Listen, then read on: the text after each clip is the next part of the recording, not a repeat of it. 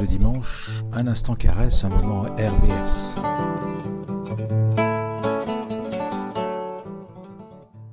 Bonjour, vous êtes bien sur RBS 91.9 et vous écoutez l'émission des rendez-vous du monde de la caresse. C'est Eric au micro et aujourd'hui nous allons parler de violences faites aux femmes.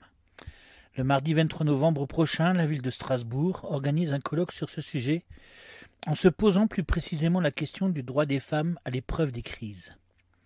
Ça va se dérouler au Palais de la Musique et des Congrès avec inscription obligatoire sur le site strasbourg.eu/colloque-femmes au pluriel 2021. À n'en pas douter, il est important de parler du droit des femmes et des violences faites aux femmes. Parce qu'une situation d'inégalité est bien plus que génératrice de violence. C'est déjà une violence en soi. Un traitement différencié est à la fois une violence et un outil de domination.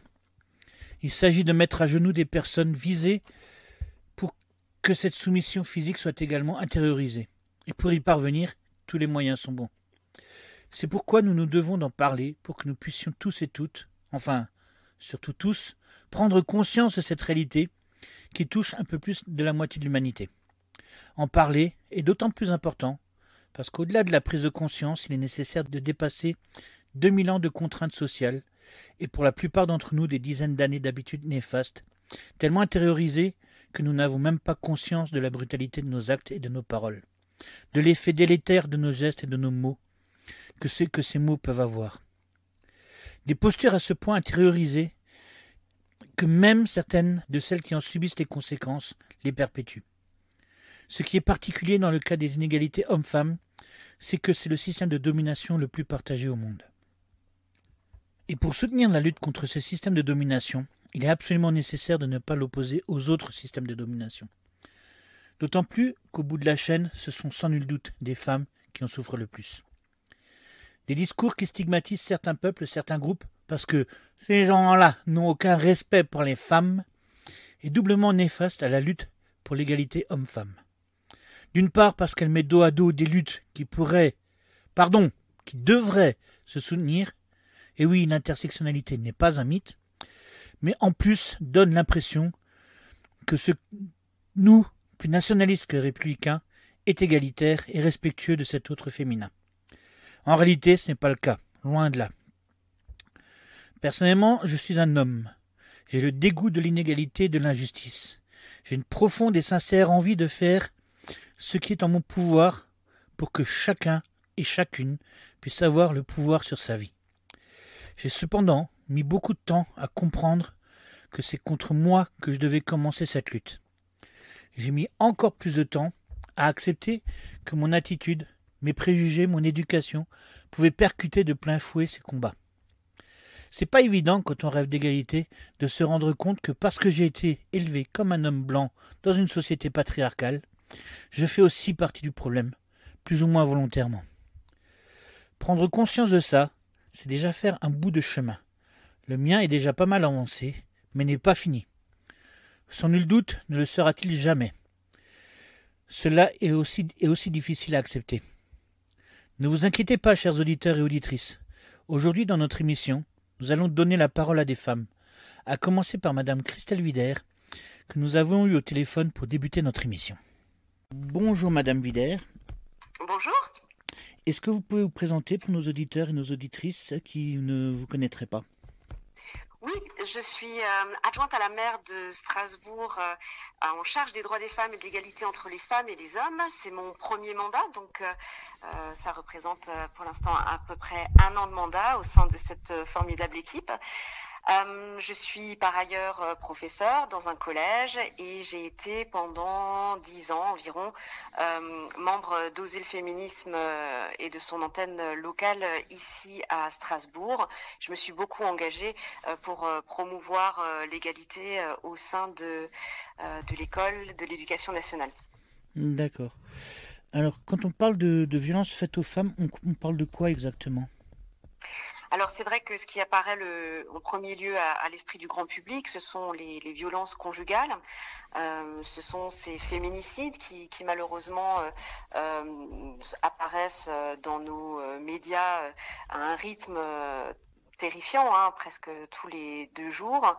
On parle aussi, et ça a été particulièrement médiatisé à Strasbourg, de harcèlement de rue, donc violence sexiste et sexuelle de rue. C'est vrai que le mot harcèlement n'est pas toujours, ne m'apparaît pas extrêmement bien choisi. On préférera violence sexiste et sexuelle de rue. Ce dont on parle peut-être un peu moins, ce sont les violences psychologiques qui peuvent bien sûr détruire parfois à petit feu certaines femmes. Et il en sera question lors du colloque du mois de novembre.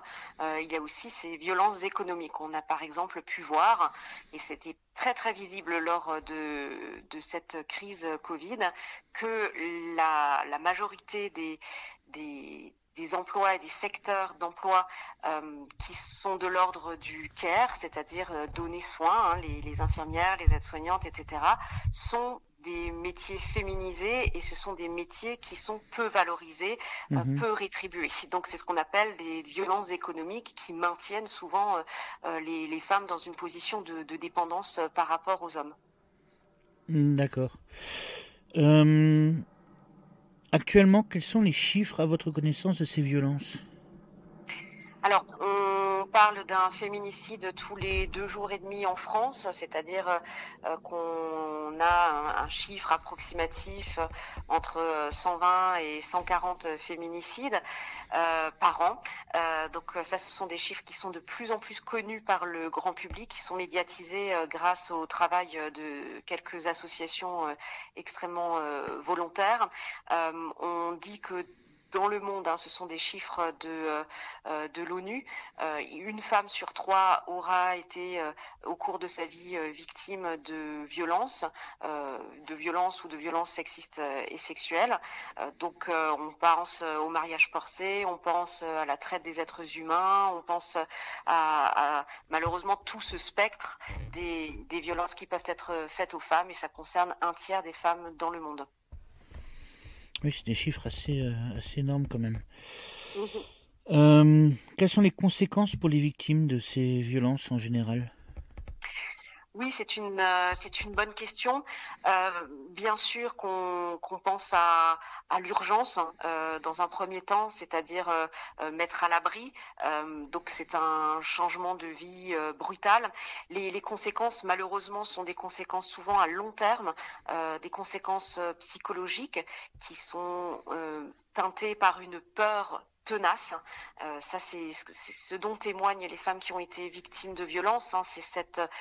C'est cette peur chevillée au corps qui hante encore l'esprit, les rêves, les cauchemars.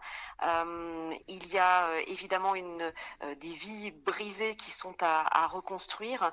Donc les conséquences sont importantes, et j'aimerais souligner aussi le fait qu'elles sont importantes aussi pour les enfants qui sont malheureusement trop souvent témoins de ces violences au sein du foyer, et qui eux aussi connaissent des parcours de vie ensuite difficiles, des parcours parcours scolaire difficile, des difficultés d'insertion dans la société. Et donc, le coût pour notre société est un coût très important. Mhm. Et du coup, comment une ville comme Strasbourg trouve sa place dans les dispositifs d'accompagnement des victimes? Et quels sont les dispositifs qui sont propres à la ville de Strasbourg aussi? Oui, donc ici je travaille en étroite collaboration avec ma collègue Nadia Zourgui qui est en charge de la tranquillité publique ainsi que de l'aide aux victimes. Donc nos champs d'action se recoupent.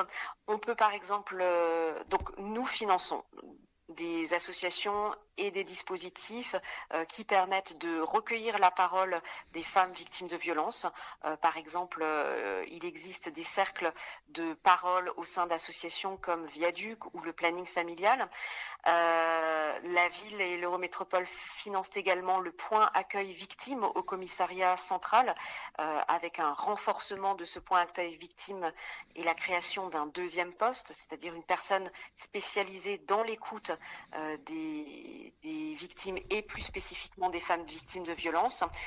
Nous finançons également des associations qui fournissent des logements pour les femmes victimes de violences et nous finançons donc en propre 74 places pour les femmes victimes de violences, ce qui représente à peu près une enveloppe d'un demi-million d'euros par an. Voilà, c'est normalement l'État qui doit s'engager à Mhm. abriter ces victimes, mais les associations sont assez unanimes sur le fait qu'il n'y a jamais suffisamment de places et que les listes d'attente sont toujours très importantes. Donc nous contribuons avec les moyens de la ville de Strasbourg à abriter 74 femmes. D'accord. Alors, que faut-il faire quand une femme est victime de violence? Eh bien, je prendrai ici un témoignage que j'ai entendu ce week-end d'une présidente d'une structure d'aide aux victimes qui s'appelle Viaduc. Et elle me disait, voilà, cette dame qui habite dans l'immeuble voisin connaît notre association, entendait que sa voisine subissait des violences et elle nous a contactés. Donc j'en profite ici pour signaler le numéro d'écoute qui est le 3919. C'est un numéro national mais qui a la faculté de rediriger ou des femmes victimes de violences ou des personnes témoins, puisque c'est la question, vers des structures qui sont en mesure d'orienter, d'écouter et de mettre à l'abri des structures locales. Un numéro national qui fonctionne 7 jours sur 7, 24 heures sur 24, facile à D'accord. retenir et à diffuser, le 3919. Ok. Bon, on va le redire, du coup. Bien sûr, le relais des médias est extrêmement important dans ce domaine. D'accord. Alors, de notre côté, que peut-on ou que doit-on faire quand on est témoin de violences sexistes ou de violences sexuelles d'ailleurs? Oui, malheureusement, ce qui arrive le plus souvent, c'est un effet de sidération, c'est-à-dire que les témoins se retrouvent comme paralysés, ne savent pas comment agir. C'est dû à la crainte, pourquoi pas de l'escalade des violences, si on voit une personne alcoolisée, qu'on sent très très agressive et qu'on n'est soi-même pas spécialement formé aux arts martiaux ou à ce genre de choses, on peut avoir la crainte d'intervenir. Néanmoins, il y a des solutions comme par exemple mettre la victime à l'abri, c'est-à-dire prendre la main de la victime et lui signaler un passage de fuite. C'est distraire l'attention. C'est aller appeler une personne de référence ou crier à l'aide pour que quelqu'un intervienne. Donc il y a des diverses manières en tant que témoin d'apporter son aide sans pour autant aller se mettre en danger en se confrontant avec l'agresseur. Donc n'oubliez pas en cas d'agression que la personne à protéger, c'est bien sûr la victime et c'est vers elle que doit se tourner l'attention et non pas vers l'agresseur. J'ai une question du coup. Est-ce qu'il y a j'allais dire des formations, mais est-ce qu'il y a des associations qui ou des moyens d'imaginer des temps pour former les gens, les citoyens à intervenir à ce genre de situation? Oui, la Fondation des femmes a une branche qui s'appelle Stand Up, qui propose des formations en ligne et donc ce sont des formations extrêmement efficaces, ouvertes à tous et à toutes, et qui précisément ciblent la question que vous venez de poser, hein. Donc que faire quand on est victime d'agression et que faire quand on est témoin d'agression. Donc ce sont des techniques dont je viens de dévoiler quelques points, Mhm. hein, qui sont ensuite reprises dans des formations auprès des étudiants, des étudiantes. C'est le cas cette année particulièrement, qui sont aussi reprises lorsqu'il y a des stands qui sont tenus notamment dans les milieux festifs, hein. Je sais que le planning familial a cette expertise d'intervenir dans les milieux festifs et d'adapter son discours, notamment sur le consentement aussi, à ce milieu particulier. En tout cas, ce sont des choses que nous souhaitons développer. Nous soutenons les acteurs de terrain qui fournissent ces formations. D'accord. Alors, quelles sont les pistes explorées par la ville de Strasbourg pour répondre et pour améliorer aussi encore la situation? Eh bien, nous pensons à évidemment améliorer toujours le sentiment de sécurité des femmes dans l'espace public. Donc, ça relève d'un travail à la fois humain, bien sûr une sensibilisation de notre équipe, par exemple de police municipale, qui a Mhm. été formée sur ces sujets, mais il y a aussi une dimension d'aménagement urbain. Donc les personnes, hein, qui travaillent sur ces questions d'éclairage public, par exemple, pensent l'aménagement en fonction aussi de ces questions de sécurité de tous et de toutes, hein, pas seulement des femmes. Nous travaillons aussi à une campagne, enfin nous avons le projet de déployer une campagne au sein des transports publics en partenariat avec l'ACTS. Donc voilà quelques pistes de travail en maintenant évidemment notre soutien fort au monde associatif qui vient en aide aux femmes victimes de violences. D'accord. Est-ce que vous pouvez nous dire quelques mots du colloque qu'il y aura au mois de novembre? Oui, tout à fait. Donc moi je suis très heureuse et très fière de poursuivre un travail qui a commencé il y a une dizaine d'années. Ce colloque a pris une ampleur importante, donc a grandi chaque année jusqu'à s'adresser à environ 1 millier de participants et participantes. Ce colloque contre les violences faites aux femmes réunit des expertes qui ont une renommée nationale, et elles viennent à Strasbourg pour échanger leur point de vue et pour bien sûr venir s'adresser à des personnes engagées, à des personnes qui sont des professionnels de l'aide aux femmes victimes, mais pas seulement des professionnels. On trouvera des militants, des personnes du monde de l'éducation, beaucoup d'agents et d'agentes de la ville de Strasbourg et d'élus. Et je trouve que ça, c'est évidemment très important pour sensibiliser les équipes ici à la ville de Strasbourg et à l'Eurométropole. Et cette année, nous avons décidé de mettre l'accent sur les droits des femmes à l'épreuve des crises. Nous allons bien sûr évoquer la dernière crise que nous avons traversée, hein, mais nous allons avoir aussi un recul historique pour montrer que, comme le disait Simone de Beauvoir, hein, il suffit d'une crise, hein, pour que les droits des femmes soient menacés.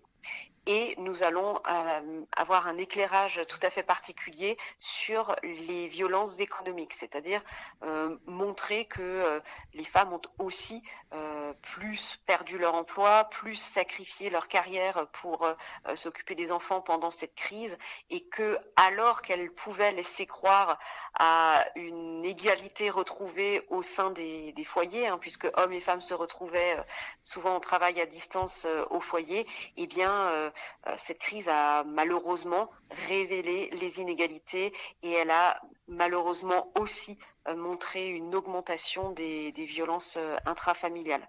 Donc voilà, quelle est la réflexion que nous avons l'ambition de mener pendant cette journée. Alors le colloque est gratuit, les inscriptions sont ouvertes à tous et à toutes.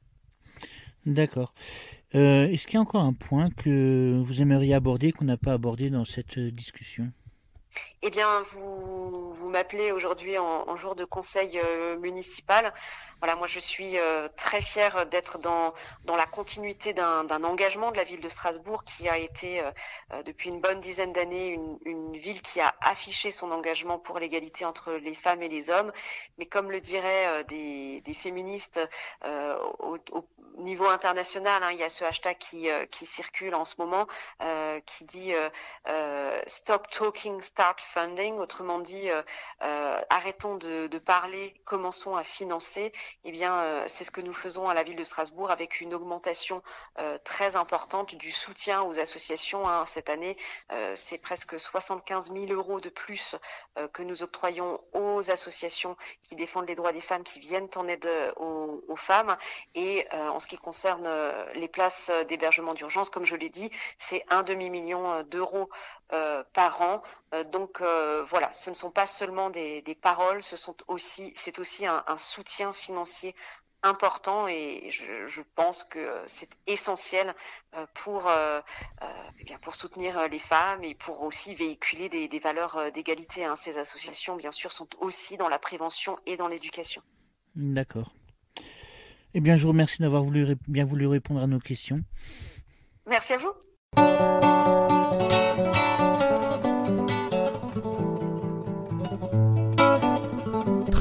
Le dimanche, un instant caresse, un moment RBS. Vous êtes bien sur RBS 91.9 dans le cadre des rendez-vous du monde de la caresse. Aujourd'hui, nous parlons des violences faites aux femmes. Nous allons voir avec nos intervenantes suivantes ce qu'il en est au quotidien. Nous les avons rencontrées à la brasserie Le Mandala, à côté de l'arrêt de tram Faubourg de Saverne sur la ligne C du tram. Alors bonjour, est-ce que vous pouvez vous présenter s'il vous plaît ? Bonjour, Faouzia Sarawi, je suis directrice générale de l'association SOS et 12 habitants France Victimes 67 et je suis également psychologue dans la même association. Bonjour, Claire Eiffel, je suis animatrice au planning familial de Strasbourg. Est-ce que vous pouvez aussi présenter vos associations ? Le planning familial, association historique bien connue pour ses premiers combats en matière de défense du droit à l'avortement et à la contraception, moins connue pour son activité actuelle qui s'est étendue à toutes les questions d'égalité de genre, de violence, mais également de lobby international sur ces questions. À l'heure actuelle, on intervient beaucoup sur l'éducation à la vie affective et sexuelle, de la primaire à la formation de professionnels, dans le champ du handicap, en milieu scolaire et en dehors, dans les établissements spécialisés. On a des permanences d'accueil et d'écoute où on peut se présenter avec toute question en rapport avec la vie affective et sexuelle et où on a aussi l'occasion de distribuer, puisqu'on ne renie pas notre histoire, des moyens de contraception et de protection à toutes personnes qui en font la demande. On a également des activités de formation de professionnels et on est présente aussi sur différentes instances politiques en matière de droits des femmes et d'égalité. Pour SOS et 12 habitants, c'est une association qui fait partie d'un réseau national qui s'appelle France Victimes. C'est une association départementale qui existe, elle va fêter bientôt ses 35 ans, qui a été fondée par une juge, donc une magistrate du tribunal de Strasbourg, qui s'appelait Claude Beau. Et l'association, donc, elle est conventionnée avec le ministère de la Justice, considérée entre guillemets comme des auxiliaires de justice. C'est une association départementale. Elle a une trentaine de salariés. Le profil de nos salariés sont des psychologues, des juristes et des travailleurs sociaux. Et notre engagement, en tout cas en termes d'aide aux victimes, est essentiellement sur la thématique des droits de la femme. Notre travail consiste à accueillir, accompagner, informer la femme victime de violences conjugales. Et depuis maintenant une dizaine d'années, nous avons aussi un système de protection. Donc on nous a rajouté une mission qui est la protection des femmes victimes de violences conjugales. Vous avez certainement dû entendre parler des dispositifs de protection comme le téléphone très grave danger et tout récemment donc le BAR, c'est le bracelet anti-rapprochement. Voilà quelle est notre mission. Donc nous faisons aussi beaucoup de formations à destination des professionnels, que ce soit donc des professionnels dans les établissements scolaires, parce que nous avons une convention avec l'Éducation nationale, dans les missions locales également, et des professionnels du droit, des avocats, les magistrats, les policiers, des gendarmes. Donc cette action de formation, c'est aussi pour sensibiliser en tout cas toutes les personnes qui rencontrent à un moment ou à un autre la victime. Et l'objet, c'est de faciliter le parcours de la victime et de lui éviter justement les complications qui pouvaient naître suite à peut-être à une mauvaise écoute ou une mauvaise orientation. Voilà grosso modo notre mission. Alors, je suis maître Déborah Diallo, je suis avocate au barreau de Strasbourg et mon cabinet donc est situé à Strasbourg et je l'ai fondé il y a environ 5 ans. Je travaille en droit des affaires et en droit privé et j'ai un axe très important pour la protection des droits des femmes que j'accompagne assez régulièrement dans le cadre de mon activité et j'ai également eu l'occasion de défendre une cause propre aux femmes lors du concours international de plaidoirie du Mémorial de Caen en 2020 où j'ai remporté le prix du public. Du coup, le terme violence faite aux femmes, c'est un terme assez générique, enfin en tout cas ce qu'il me semble. De quoi est-ce qu'il s'agit dans les faits? Et en quelle proportion ces violences s'exercent-elles d'après ce qu'on sait? C'est vrai que ce terme est générique, il peut englober plusieurs, on va dire, à la fois infractions, voire même après des comportements. En tout cas, on entend maintenant par violence faite aux femmes ou ce qu'on appelle les VSS, donc ces violences sexistes et sexuelles. Ça peut être de l'harcèlement, ça peut être de l'harcèlement de rue, l'harcèlement dans le travail. Ça peut aussi être des infractions comme des violences conjugales, des viols et des pressions psychologiques. Donc c'est toute cette catégorie d'atteinte, ce qu'on appelle l'atteinte aux personnes, et donc ce sont en tout cas des comportements, des façons d'agir qui portent atteinte à l'intégrité physique, psychologique et morale de la victime. Du coup, très belle définition, très complète. Alors je trouve la question intéressante parce que moi j'aurais tendance à dire que les violences faites aux femmes, c'est un continuum qui va de choses qu'on considère encore aujourd'hui comme banales et pas dignes d'être relevées, jusqu'à des choses qu'on peut définir justement judiciairement et condamner, et qu'en fait, en tout cas à mes yeux, il n'y a pas de séparation qui viendrait dire qu'à un endroit, justement, on est dans la violence faite aux femmes et à un endroit non. Ce qui, moi, me permet d'avoir une statistique effarante de 100% des femmes victimes à un moment ou à un autre, d'une forme ou d'une autre, de violence faite aux femmes. Et après, justement, les statistiques se spécifient en termes selon les types de violences. Mais en tout cas, je pense que cette question de la violence fait partie du parcours, malheureusement, des femmes actuellement dans la société française. Vous avez tout à fait raison. Parce que ça va des comportements, enfin des réflexions, hein, par moments des mots d'esprit, on va dire des blagues, jusqu'à donc au viol. Donc la panoplie, elle est vraiment très très large, et je pense, je suis tout à fait d'accord qu'il y a un processus. Donc c'est un continuum. On peut pas dire voilà une intimidation, une réflexion mal déplacée sur la tenue, sur l'habit d'une femme ou sur un comportement.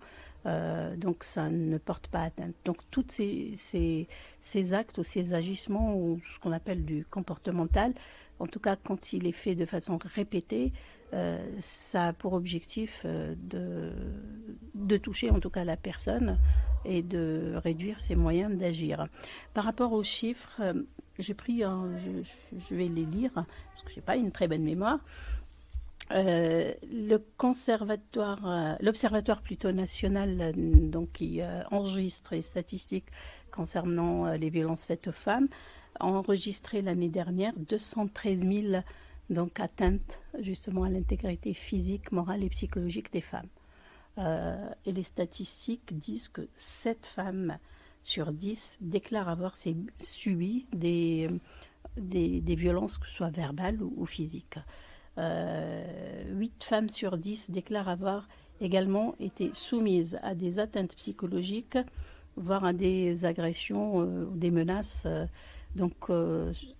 essentiellement dans le milieu familial. Et sachant qu'en matière de statistiques, une des choses qui complique toujours le fait de saisir l'étendue en fait des violences, c'est qu'on est sur beaucoup de projections sur ce que serait le nombre de personnes concernées au vu de la difficulté pour les personnes concernées parfois de prendre la parole. Et on sait bien en matière notamment de violences sexuelles en fait qu'on a accès à la parole que d'une minorité des personnes concernées. Et c'est souvent des projections statistiques pour en mesurer l'ampleur totale, quoi. Oui, ça, ce sont que les femmes qui se sont déclarées, en tout cas à un moment ou à un autre, qu'elles ont été victimes. Il y a beaucoup de femmes, mais même à nos jours, et même après ce Grenelle, parce que le Grenelle, il a quand même fait donner la parole aux femmes, après le mouvement MeToo, il y a encore des femmes qui ne déclarent pas, en tout cas, le fait d'avoir été victime de violences. Est-ce qu'à votre connaissance, il y a aussi des situations où il y a des femmes qui ne sont pas forcément conscientes d'être victimes de violences ? Oui. Après, pour spécifier ce oui, soit que l'environnement dans lequel ces personnes vivent ou l'environnement relationnel dans lequel ces personnes vivent ne leur permettent pas de penser ce qui se déroule comme ne leur étant pas dû à elles-mêmes, n'étant pas dû à leurs agissements, soit aussi parce que c'est tout ce qui a été connu jusque-là et que du coup pour détecter que quelque chose est une violence et le dénoncer comme tel, il faut aussi l'associer à cette entité-là. Et notamment, par exemple, du coup, moi je pratique beaucoup avec des jeunes filles, des jeunes femmes pour lesquelles notamment en matière de violences sexuelles, il va y avoir des clauses d'exclusion, entre guillemets, c'est-à-dire si c'est au sein du couple, ça ne peut pas être une violence, parce qu'au sein du couple, les violences n'existent pas. Et où du coup, il y a toute cette question de « Ah oui, d'accord, ça ne peut pas exister au sein du coup, qu'est-ce que ce serait si on devait réfléchir à ce que c'était, puisque ce n'est pas une violence ?» Et donc d'amener un petit peu cette réflexion et cette possibilité de penser les choses hors de cette représentation, quoi. Oui, je suis tout à fait d'accord. Il y a beaucoup de femmes, je parle de la culture, mais vraiment avec un petit C, hein, la culture de chaque famille, qui considèrent que certains des dénigrements, peut-être des insultes, que ça ne fait pas partie des violences, que ça fait partie de la vie d'un couple. Et surtout quand on est dans un environnement qui n'a pas été, en tout cas, soutenant. Je vois des jeunes femmes, par exemple, qui me disent oui, mais j'ai posé la question à des copines, ils me disent oui, dans le couple, bah oui, il y a ça, mais c'est pas grave, à partir du moment où il t'a pas frappé, est-ce qu'il a levé la main sur toi? Et à partir du moment où il n'a pas levé la main, c'est pas considéré comme de la violence. Je pense qu'on est vraiment face à un phénomène éducationnel pour aider donc ces jeunes femmes en devenir à comprendre que la violence n'est pas que la violence physique. Il y a la violence verbale, la violence psychologique, la violence économique. Des femmes qui vivent quand même des privations, qui ne travaillent pas et qui sont dans un couple et qui vivent vraiment des privations.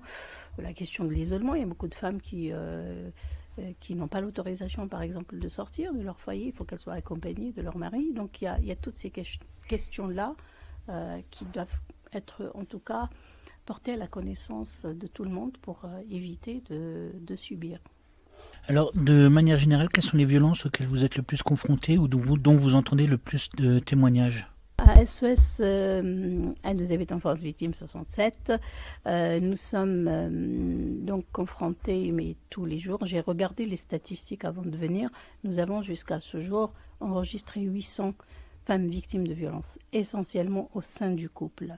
La typologie des violences, elle varie donc de l'insulte, de la menace de mort, jusqu'au coup et blessures. Et la moitié des femmes, quand elles sont venues nous voir, ont déposé plainte et l'autre moitié n'ont pas déposé plainte. Elles viennent justement parce qu'une voisine, un médecin, l'institutrice de l'école primaire de leur gamin, où elles ont été sur un site pour voir qu'il y a des professionnels qui sont là pour les écouter, les informer et les accompagner. Donc il y a plusieurs... la typologie, c'était ça votre question. Oui, ça va de l'intimidation, du dénigrement jusqu'au viol et menaces de mort. Du coup, à partir du planning, les violences dont on entend le plus parler, ce sont les violences sexuelles. Du passé dans leur retentissement actuel ou qui se sont passées récemment, au sein des relations, au sein des familles, dans un peu tous les contextes de vie. Mais aussi, en fait, toutes les violences au sein du couple, notamment chez les plus jeunes, aussi les questions de revenge porn, de partage de photos intimes, qui sont devenues un peu la nouvelle forme de violence la plus répandue et la nouvelle façon de faire payer des enjeux relationnels via l'utilisation d'images. Donc voilà, c'est principalement celles-ci qu'on entend et pour lesquelles nous, on propose aussi un accueil et des accompagnements au sein de la structure. Depuis la sortie du livre de Madame Kouchner, nous avons pratiquement 5 à 6 demandes par jour sur justement des violences sexuelles au sein de la famille, donc ce qu'on qualifie comme des relations incestueuses qui ont lieu sur des mineurs. Et il peut nous arriver, il y a peut-être 3 semaines de ça, c'était une famille de 5 jeunes femmes qui ont été toutes les 5 filles ont subi les mêmes agressions. Et c'est bien juste donc, ce qui a été dit par le planning. Il y a ces 2 dernières années, on a beaucoup affaire à des mineurs ou des jeunes majeurs sur tout ce qui est cyberharcèlement. Je pense que l'utilisation de ces nouvelles technologies peut-être les familles, est-ce que les familles ont été bien préparées pour comment contrôler l'accès à ça à leurs enfants et puis peut-être au niveau de l'éducation nationale, il y a peut-être tout un travail à faire pour dire, voilà, ton corps il t'appartient, tu peux pas filmer, parce que moi je me souviens j'étais à l'hôtel de police, une permanence, et il y a une gamine de 12 ans qui est venue avec sa maman, parce qu'il y avait un certain nombre d'images qu'elle a communiqué à quelqu'un d'autre à travers son téléphone où elle a filmé des parties de son corps. Il lui a demandé de faire un certain nombre de gestes avec une banane, avec une carotte. Et puis après, elle a appris que c'était sur la place publique. Et c'était compliqué au niveau du dépôt de plainte parce qu'on n'arrivait même pas à trouver l'auteur, en tout cas de cet harcèlement. Et la gamine, elle était au bord du suicide. Alors il y a eu depuis des réformes légales qui permettent en fait de qualifier le délit de sextorsion, qui ont été une des avancées récentes en matière législative et qui permettent de condamner le fait de chercher à obtenir de la part d'une personne mineure des images dénudées ou d'activités sexuelles. Ça peut être intéressant de savoir qu'à l'heure actuelle, il est possible de porter plainte et de poursuivre les personnes sur ces thématiques-là.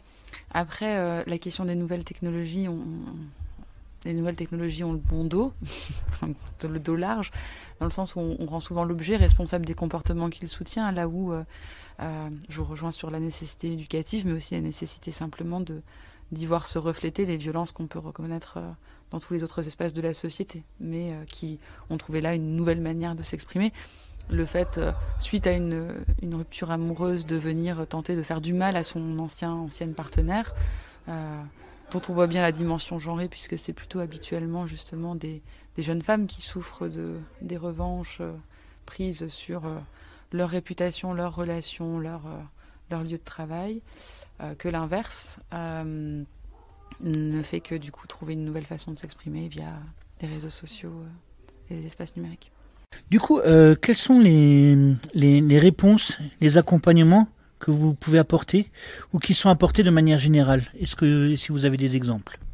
Ah oui, alors moi, dans le cadre de mon activité en tant qu'avocate, mon accompagnement, il consiste principalement dans du conseil. C'est-à-dire que j'accompagne ces femmes pour leur permettre d'avoir les bonnes étapes à suivre. C'est-à-dire que quand on vit une situation qui est traumatisante, généralement, on a un petit peu de mal à s'organiser, évidemment, puisque on a pas mal de choses à gérer en même temps. Parfois, vous avez des enfants en bas âge, vous devez trouver un logement, vous devez vous éloigner d'une personne qui est potentiellement dangereuse. nombreuses. Donc moi, mon travail, c'est de les accompagner de A à Z, souvent avec le soutien des associations d'ailleurs, en leur expliquant quels sont leurs droits et puis surtout comment préparer des preuves, parce que c'est ça le plus important pour le tribunal, c'est les preuves. Donc je les invite souvent à aller voir le médecin, me produire des certificats médicaux, des photographies, des attestations de témoignages, et le tout évidemment avec le soutien des associations qui nous permettent souvent de faire une sorte de relais voilà, pour que ces femmes soient le mieux encadrées possible. Pour SOS Aide aux habitants France Victimes 67, il y a l'aspect juridique qui vient d'être évoqué par Maître Diallo. Donc nos juristes accueillent, informent et accompagnent les victimes en amont d'une plainte, pendant la plainte, voire après. Bien sûr, quand il s'agit d'une affaire qui va devant un tribunal, on les oriente vers les avocats spécialisés. Sinon, il y a le volet psychologique qui consiste justement à prendre en charge une femme victime de violence. Il y a des femmes qui ont besoin d'un espace de verbalisation et d'élaboration. Et il y a d'autres femmes qui ont un vrai problème de santé, hein, donc un stress post-traumatique qui est très incapacitant en tout cas, et les victimes dans ce cas-là, elles sont suivies sur une durée de temps qui n'est pas limitée par les psychologues. Et puis il y a l'aspect social qui consiste à aider donc dans les démarches et à la mise à l'abri souvent. Donc quand une femme elle arrive le vendredi soir 5 minutes avant la fermeture de l'association avec ses 2 gamins et sur les bras et puis un petit sac voire même rien. Donc on reste, on appelle les centres d'hébergement, lui trouve une place d'hébergement. On va appeler, nous on a des sacs aussi qui sont prévus, c'est des sacs de première nécessité qu'on donne aux victimes. Par moment, elles ont besoin des couches pour les enfants, elles ont besoin d'une serviette, dentifrice, un petit pyjama. Ce sont des habitants en tout cas qui font don à l'association et après nous on prépare des sacs en fonction de l'âge des enfants et voire même pour la victime elle-même. Si elle a besoin de prendre des transports communs, donc on peut lui appeler un taxi ou bien lui payer donc un ticket de tram, voire l'accompagner même au centre d'hébergement, parce que par moment il y a des femmes aussi qui ne connaissent pas bien Strasbourg ou qui n'ont pas l'habitude de sortir ni de prendre les transports en commun. Donc il y a voilà toutes sortes d'accompagnements pour faciliter le parcours de la victime et lui permettre de faire valoir ses droits. Dans cette lignée-là, principalement nous au planning, on va informer avec cette mission d'éducation qui nous permet justement de donner les premières billes qui permettent ensuite de penser les situations. On va accueillir la parole des personnes et puis questionner avec elles ce qu'elles ont vécu. On va accompagner les personnes là où elles en sont, dans les démarches qu'elles ont envie d'entreprendre à un moment donné par rapport à ces questions, mais surtout dans où elles en sont, elles, dans leur vécu de cette situation et dans l'impact que ça peut avoir au quotidien. On va les accompagner à travers des entretiens, mais aussi à travers un groupe de parole, notamment un groupe de parole pour femmes victimes de viol et de viol par inceste, dans lequel elles peuvent se retrouver dans le récit d'autres personnes qui ont vécu, si jamais tout à fait des choses similaires, en tout cas quelque chose qui peut faire écho à leur propre expérience. Et on va bientôt avoir la chance aussi de pouvoir ouvrir un 2e groupe de parole, justement, pour accueillir d'autant plus de personnes. Les accompagnements qui existent de manière générale, ils sont multiples et en fait vous parliez de réponses, je ne sais pas s'il y a une réponse absolue à offrir, mais en tout cas peut-être à chaque fois des éléments de réponse ou des éléments de soutien, de support qui peuvent ensuite permettre aux personnes d'avancer dans leur parcours qui sont à chaque fois singuliers en fait, et avec peut-être la place justement de chacun et chacune des actrices autour de cette table, c'est-à-dire de pouvoir être à un moment donné un support pour les personnes. À SOS, nous avons depuis maintenant 1 année une expérimentation qui est très très intéressante. Ça s'appelle Psychomobile. Ce sont des psychologues qui vont au domicile des femmes victimes de violences parce qu'elles sont dans l'incapacité de sortir, parce qu'elles ont peur des représailles, parce que le mari il est dans les parages, ou bien parce qu'elles ont des enfants et elles ne peuvent pas justement s'organiser par rapport à la prise en charge de leurs enfants, ou bien elles se perdent si toutefois elles vont se prendre un bus ou elles n'ont pas l'habitude en tout cas de faire elles-mêmes les démarches. Cette mission, elle est financée par l'Agence régionale de santé. Elle l'a vraiment inscrit comme une action de santé publique. Et donc la charge, c'est plus à la victime de porter la charge, mais c'est à la société de porter la charge et d'aller vers cette personne qui a besoin d'aide. Bien sûr, toutes les femmes, elles vont adhérer à ce principe et les consultations se font au domicile. Et c'est vrai, quand on parle des violences faites aux femmes, on parle beaucoup plus des femmes, mais il y a aussi des hommes. Et dans ce dispositif, il y a 7 hommes qui sont aussi victimes de violences. Quelles sont les conséquences pour les victimes de violences, selon les types de violences, ou même de manière générale? Je dirais que les conséquences, évidemment, elles sont multiples. D'abord d'un point de vue psychologique, et c'est un point qui a été abordé auparavant. C'est vrai que le suivi psychologique, il est très important pour les victimes. Il est même essentiel, surtout dans le cadre d'une procédure, parce que les procédures, elles sont difficiles à vivre, je pense, parfois pour ces femmes. Alors pas que des femmes, on l'a dit, mais majoritairement, très majoritairement des femmes quand même. C'est pour ça qu'on appelle ça des violences basées sur le genre d'ailleurs. Parce que voilà, vous vous retrouvez face à votre agresseur qui va se défendre et qui, pour se défendre, très souvent ne reconnaîtra pas les faits, dira un certain nombre de choses qui sont des contre-vérités. Et ça, je pense que c'est très difficile à vivre. C'est souvent des audiences qui sont publiques. Alors en tout cas quand c'est au tribunal correctionnel, donc ça c'est pas simple à vivre aussi. Quand c'est des ordonnances de protection, alors c'est dans le cabinet du juge aux affaires familiales, donc beaucoup plus restreint et pas de public certes, mais j'allais dire, j'ai le sentiment que c'est parfois pire pour ces femmes victimes parce que là on est vraiment assis côte à côte, quoi. On est dans la même ligne, on attend dans le couloir tous ensemble et vraiment c'est des choses auxquelles on pense pas, mais c'est très difficile quand vous avez subi des violences qui ont duré généralement des années et que vous avez eu ce courage-là de déposer plainte, puisque bon ça arrive encore une fois très rarement. Je lisais des chiffres qui estimaient que finalement on a à peine 10% de personnes qui osent déposer plainte à peu près. Ça veut dire que tous les chiffres qu'on a de femmes victimes de violences en France sont forcément minorés, très minorés. Donc voilà, il y a des difficultés qui sont fortes d'un point de vue psychologique. Je pense aussi d'un point de vue économique. Quand vous êtes dans une situation de codépendance, interdépendance, peu importe, mais les violences, elles sont aussi socio-économiques, je le pense. Et voilà, c'est des violences à tout niveau. Parfois des violences quand vous avez le sentiment de ne pas être entendu en justice, ça on me le dit aussi par moment, parce que on parlait de charge de la preuve un petit peu plus tôt. Dans les faits, c'est vrai qu'au tribunal, j'ai pas toujours le sentiment que la charge de la preuve est du bon côté. C'est très difficile d'obtenir des résultats. Maintenant, c'est possible, mais on vient pas les mains vides et on a presque ce travail-là qui est similaire au parquetier finalement, de trouver des preuves en amont. Moi, j'arrive toujours avec des dossiers qui sont remplis.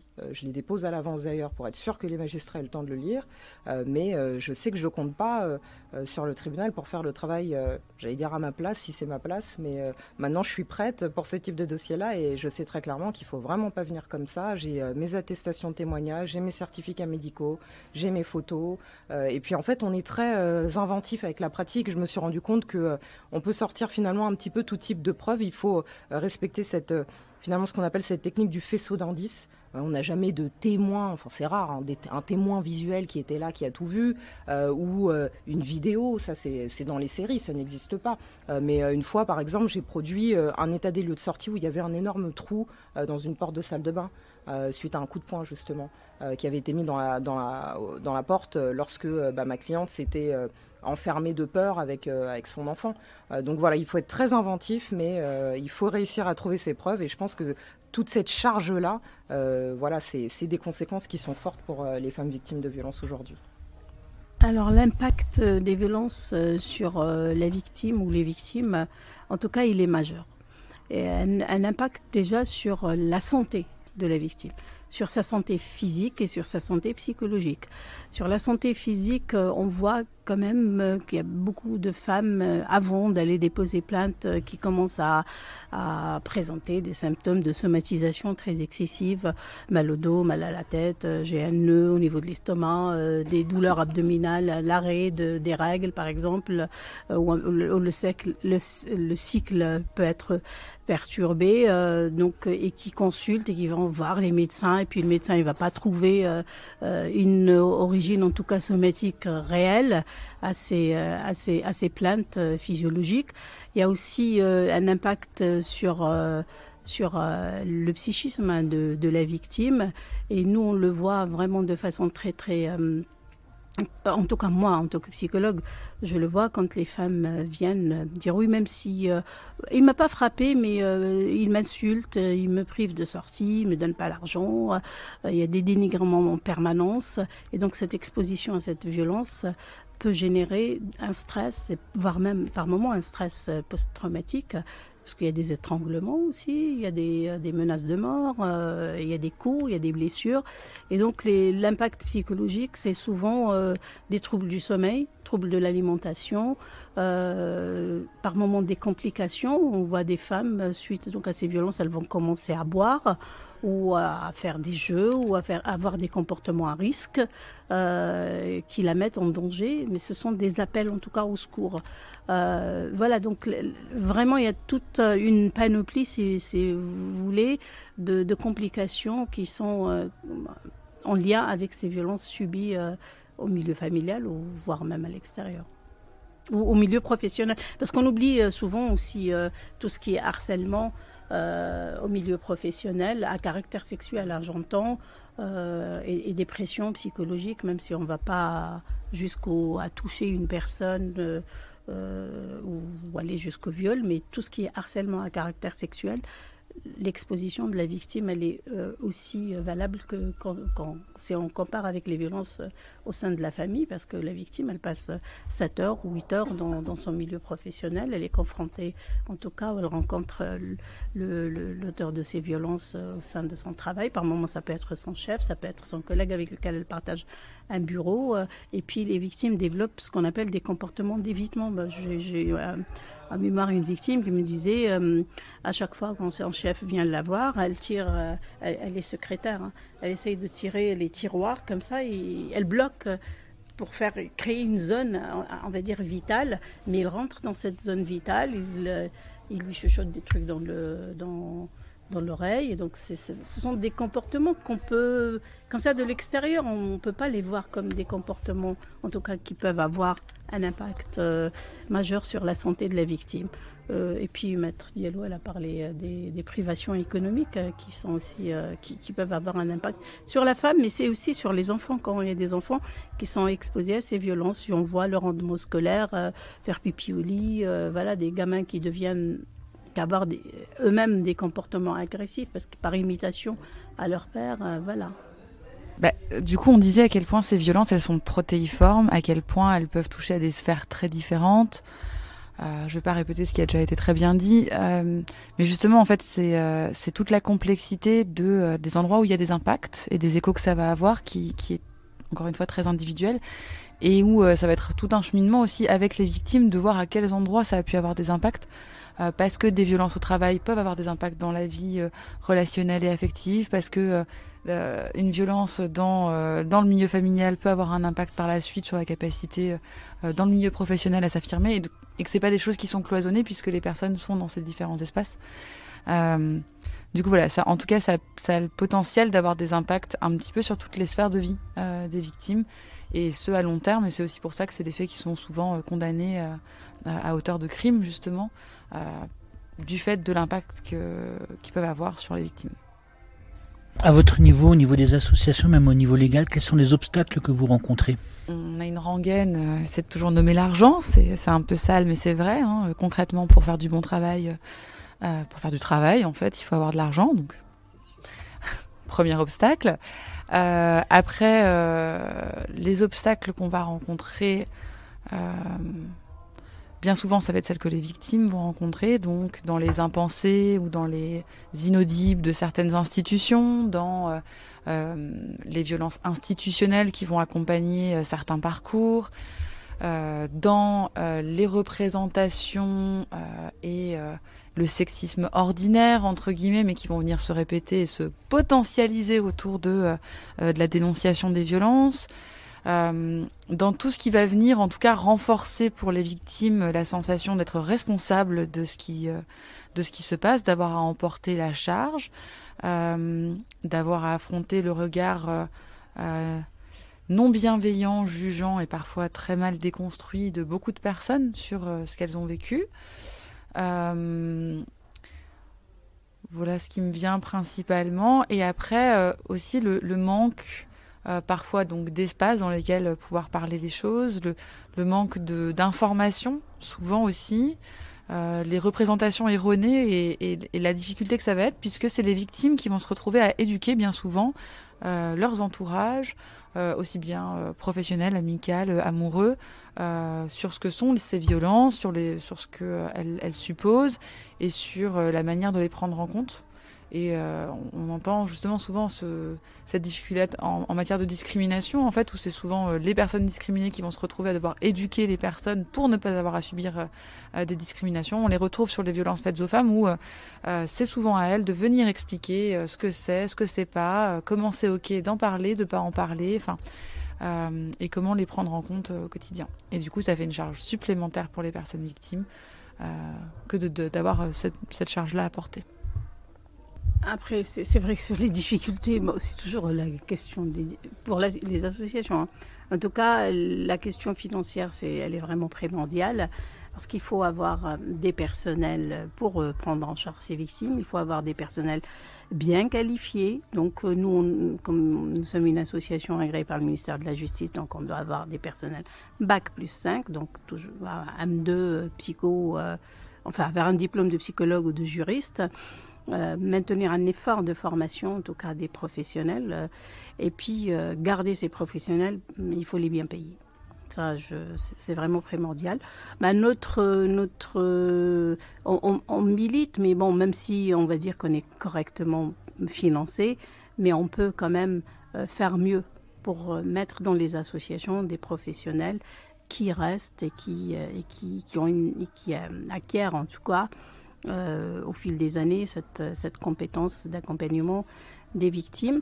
Pour les victimes, c'est tout ce que vous avez dit. Je pense que c'est pas nécessaire d'être répétitif, mais peut-être un effort au niveau de l'éducation.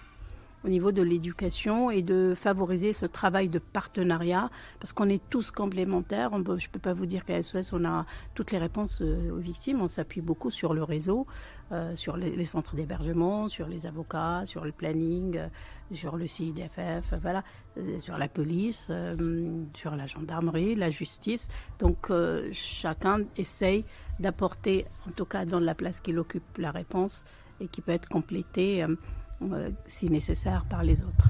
Je dirais de mon côté que le principal obstacle, c'est sans doute la distorsion qu'on constate, nous, en tant que professionnels du droit, entre l'urgence d'une affaire et le temps qui s'écoule, et une machine qui peut être assez lente. Alors, en tout cas, hors procédure d'ordonnance de protection que j'évoquais tout à l'heure, c'est-à-dire quand on demande une interdiction d'entrer en contact en urgence, ça va très vite, ça se fait en quelques jours. Mais pour les procédures au pénal dur, là, pour le coup, ça prend beaucoup de temps. Et donc, c'est difficile quand votre dossier, il est audiencé plusieurs mois après, voire vous passez un an après s'il y a un renvoi ou autre.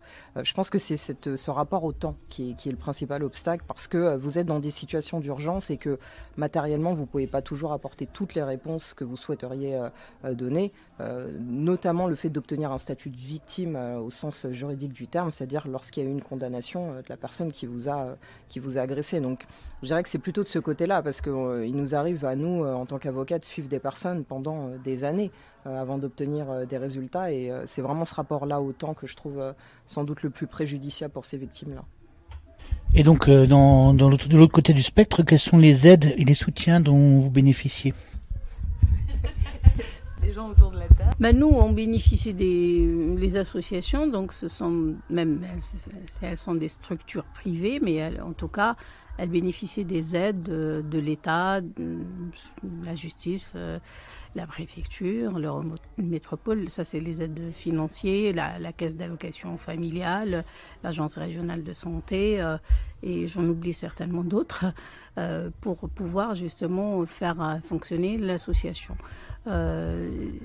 Sinon, nous, en tout cas, moi, pour le personnel, en tant que directrice du coup de l'association, on a des temps d'analyse de la pratique, donc et les professionnels ont vraiment besoin de ça pour se réunir au moins une fois par mois pour discuter, justement interroger leurs pratiques et essayer, parce que quand on écoute toute la journée des victimes, c'est aussi lourd pour quand bien même on est professionnel, ça peut être lourd. Voilà grosso modo ce dont nous on a besoin. L'argent, parce que c'est ça qui fait en tout cas fonctionner une structure, et puis les qualifications. Moi, dans les aides, j'ai envie de nommer les militants et les militantes qui ont envie de faire changer les choses, qui ont cette énergie-là, qui s'engagent dans les associations, qui donnent du temps, justement, pour à chaque fois faire avancer la réflexion, pour à chaque fois faire avancer les actions sur des causes. Et je trouve que c'est une très belle aide dans les associations, parce que généralement, justement, face à ces professionnels qui sont parfois un peu désabusés, épuisés, d'avoir des personnes qui viennent offrir comme ça du temps et de l'engagement, c'est précieux. Donc j'en profite pour placer le fait qu'on peut devenir bénévole au planning familial de Strasbourg, n'hésitez pas. Et dans les aides, justement, on a la chance d'avoir parmi nos financeurs des personnes, j'ai l'impression, qui sont convaincues aussi du bien fondé de la lutte contre les violences faites aux femmes. On peut nommer du coup à la ville de Strasbourg aussi la déléguée aux droits des femmes, qui est une militante de terrain avant tout, et on peut nommer au sein des différentes institutions des personnes qui s'engagent réellement auprès des associations et des structures pour leur permettre de faire un travail de terrain. Donc il y a ça dans les aides. Et puis moi je dirais qu'on fonctionne beaucoup aux rencontres, c'est-à-dire ce qui vient un peu comme ça nourrir, c'est cette possibilité de sentir qu'il y a quelque chose qui bouge. Pour vous donner un petit exemple et pour vous donner quelque chose de peut-être un peu optimiste sur ces questions-là, mais moi quand j'ai commencé en tant qu'animatrice, le mot de consentement, quand je l'amenais en animation scolaire, quand j'en parlais aux élèves de 4e, 3e, personne ne le connaissait en fait, ce mot. Il était bizarre ce mot, c'était un mot d'adulte comme ça un peu... Et la petite note d'espoir, c'est que maintenant, quand je dis ce mot, il dit quelque chose. Il n'est pas forcément compris dans toutes ses dimensions, dans toute sa complexité, dans son utilisation au sein des relations. Mais en tout cas, c'est un mot qui a été entendu. On est capable d'en donner une définition, de dire à quels endroits peut-être qu'il est compliqué à saisir. Et voilà, ça fait partie de changements qu'on peut percevoir dans la pratique, et où il y a quelque chose quand même qui redonne aussi un peu d'espoir sur les changements qu'on peut observer, quoi. Et ça aide. Pour nous les avocats, très pratiquement, je le dis pas parce qu'elles sont à côté de moi, mais clairement c'est les associations qui nous aident dans ces dossiers-là, parce que déjà elles nous aident à préparer les pièces en amont, comme je le disais tout à l'heure, c'est plus qu'un intermédiaire, c'est vraiment on travaille un petit peu main dans la main, et ça nous permet d'avoir des dossiers en état, comme dit, pour la préparation des pièces, mais pour l'accompagnement de ces femmes au quotidien, que nous, on ne peut pas gérer. C'est-à-dire que moi, je n'ai pas la capacité de trouver des logements pour mes clientes, et c'est pourtant la priorité numéro 1, je dirais, avant même de déposer n'importe quelle requête. Il faut quand même avoir un toit au-dessus de sa tête. Il y a des réalités de fait qui sont plus importantes en réalité que le droit, c'est une réalité. D'avoir le suivi psychologique aussi. Généralement, d'ailleurs, je les adressais auprès d'une psychologue dédiée à SOS, avec qui ça passait assez bien avec mes clientes. Donc voilà, d'avoir comme ça des référents à droite à gauche de confiance, je pense que c'est très important pour pouvoir travailler sereinement. Oui. Que peut-on faire et qu'est-ce qu'on doit faire quand une femme est victime de violence ou qu'on est témoin de violence, de violence sur une femme ? Je dirais que la première chose à faire, c'est d'alerter. Clairement, il faut alerter les autorités de police, elles sont là pour ça, c'est leur travail. Quand c'est possible de s'interposer, il faut essayer. Maintenant, je pense qu'il faut aussi essayer de pas se mettre trop en danger non plus, mais au cas par cas. Je pense qu'on sait tous apprécier humainement quand on peut intervenir dans une situation qui dégénère, comme on peut le voir malheureusement même dans l'espace public, dans le tram, dans la rue. Alors oui, on appelle la police, mais on essaye aussi, je pense, de défendre, de protéger, d'alerter, même alerter autour de soi. Quand on est plusieurs, c'est plus facile aussi. Mais voilà, je dirais que c'est d'abord alerter et ensuite défendre. Oui, je suis tout à fait d'accord avec l'avocate pour dire c'est vrai que quand on est témoin de violences comme ça, peut-être ne pas risquer sa vie, parce que sinon on pourrait peut-être après même être, je parle sous votre contrôle, attaqué mais d'alerter. Je suis d'accord avec cette notion d'alerter ou de témoigner. Par exemple, il y a des voisins qui, s'ils entendent, dans un couple, il y a des violences, et donc ils peuvent appeler la police. C'est vraiment une assistance à personne en danger. Donc, ils peuvent appeler la police. Parce que le propre de la victime, elle a ce sentiment d'abandon. C'est ce qui revient souvent.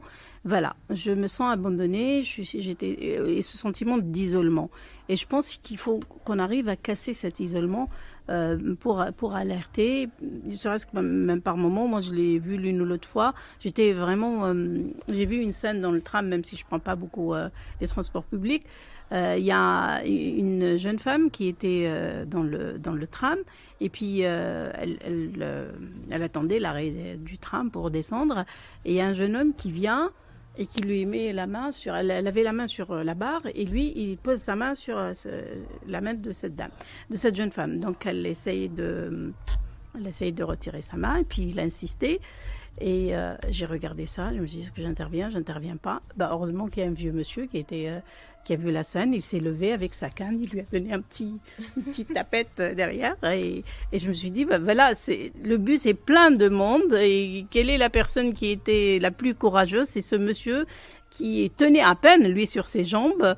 Il a quand même fait le geste et la victime, elle s'est réfugiée carrément derrière ce monsieur. Donc je pense qu'on est tous témoins de scènes comme ça dans le travail, dans la rue. C'est de s'arrêter. Le fait de s'arrêter, de ne pas laisser la victime seule, c'est déjà un soutien qu'on lui apporte. Et puis ça peut dissuader aussi, parce que les gens maintenant ont des téléphones pour filmer des choses. Ce matin, j'étais à l'université avec un groupe de doctorants et justement on parlait de cette question du témoignage. Quand il y a suite par exemple, fêtes qui sont faites à l'université.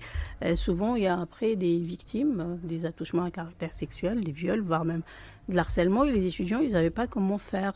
Alors, on dit, c'est juste de ne pas laisser la victime seule dans sa détresse. Le fait d'aller vers elle, de lui dire, on est là, et ensuite d'actionner le 17 pour appeler la police ou d'aller se référer à une autorité qui est sur place.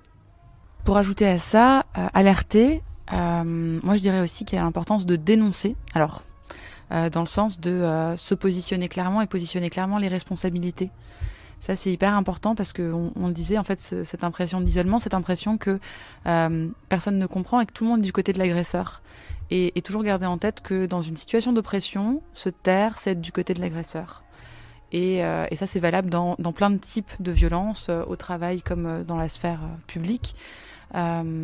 Et du coup, cette importance de se positionner clairement et de dénoncer clairement que ce qu'on a vu là, on ne le cautionne pas et que ce n'est pas normal, que ce soit en l'adressant directement à la personne qui l'a subi ou que ce soit en l'adressant au groupe dans lequel ça a été vécu, en fonction des contextes, mais de bien positionner que le responsable, ce n'est pas la victime. Quand on est témoin de quelque chose, comment on peut, intervenir sans se mettre en danger, mais en plus sans que la situation ne s'envenime derrière aussi? J'ajouterais dans un premier temps qu'on va pas tous avoir les mêmes réponses en fonction de qui on est, de nos capacités, de comment on se sent ce jour-là, etc. Et que les réponses la réponse magique et idéale qui réparerait la situation et qui la diffuserait complètement, parfois elle n'existe pas. Donc il y a des réponses partielles et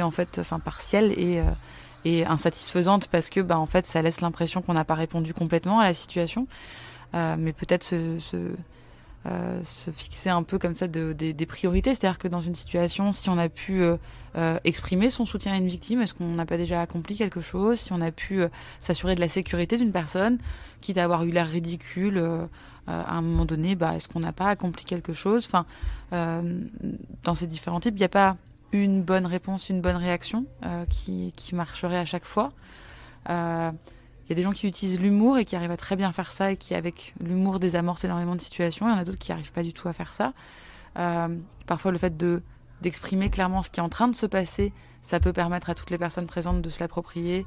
Parfois, c'est pas forcément une bonne idée parce que ça va mettre en danger et la personne qui l'a nommé et la personne qui est en face. Il n'y a pas une manière de réagir. Moi, je reviendrai à cette notion de ne pas se sortir, d'être en sécurité et de mettre l'autre en sécurité et ensuite de pouvoir construire des choses au fur et à mesure, quoi. Oui, j'en dirais pas plus que vous. Ça dépend de ce qu'on appelle une intervention. Est-ce que appeler le 17, par exemple, si c'est dans la rue, appeler le 17 et dire à la victime, écoutez, madame, si vous avez besoin de soutien, je reste avec vous. Donc ça peut être ça. Si c'est dans l'environnement familial, d'aller carrément dénoncer ça à la police en informant la personne, parce que par moment ça peut aussi, vous pouvez avoir des réflexions, oui, mais pourquoi tu agis sans me le dire? Je pense qu'il faut aussi intégrer la réponse de la victime pour qu'elle devienne elle-même active dans cette démarche. Et s'il s'agit de voisins, quand on entend des cris, des insultes, on peut appeler la police. Moi, je suis du genre à dire faire le 17. Faire le 17, et quand on expose bien... Et maintenant, ils sont très, très sensibilisés, la police. Le 17 est vraiment très, très sensibilisé. Et surtout, quand vous parlez des violences faites aux femmes, les patrouilles de police se déplacent, voire même la police municipale quand la police nationale est débordée.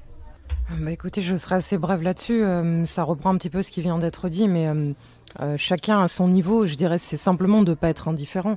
Pas être indifférent, ça peut être parfois juste avec un regard appuyé, ça peut être avec une parole, ça peut être physiquement, ça peut être un appel aux autorités de police. Mais c'est de pas laisser une scène violente sembler normale. Je dirais que c'est ça. C'est bien ça. Oui, c'est la notion de la solidarité. Les avocats, on aime les formules. Quels sont les cadres, quel est le cadre juridique, ou quels sont les cadres juridiques qui encadrent un peu les violences faites aux femmes?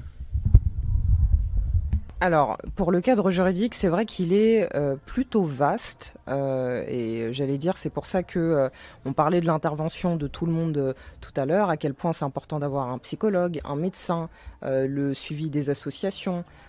Et l'avocat, vraiment, nous, c'est ça notre travail. Il faut identifier déjà les infractions qu'on pourrait faire valoir au tribunal. Et là, évidemment, il y a une classification qui est relativement simple quand même.